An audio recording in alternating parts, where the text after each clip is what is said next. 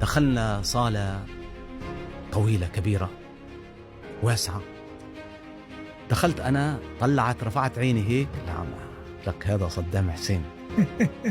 أحلف بالله أطول مسافة بمشيها بحياتي. مع أنه مسافة يعني هي عبارة عن 10 أمتار، 15 متر، 20 متر، ما بعرف، بس مسافة يعني إنه إن شاء الله صالة استقبال رئاسية كانت أو شيء كذي؟ لا، قصر. هي الصالة كانت صالة، نعم صالة الرئاسة، صالة استقبال، نعم. فالمسافة يعني مشيتها وقول يا رب يحملوني رجلي حتى وصل، سلم عليه وأقعد، لأنه الرجلين ما عاد يتحملوا من الخوف. صدام حسين. طبعا وصلت، سلمت عليه، طبعا سلم علينا يعني عناق ودنيا، ووضع يده وراي. متذكر يعني أنا يوم حط يده وراي شعرت أنه عظام ظهري بتفرقع من الخوف. والله وقف يقول لي أنا متابعة،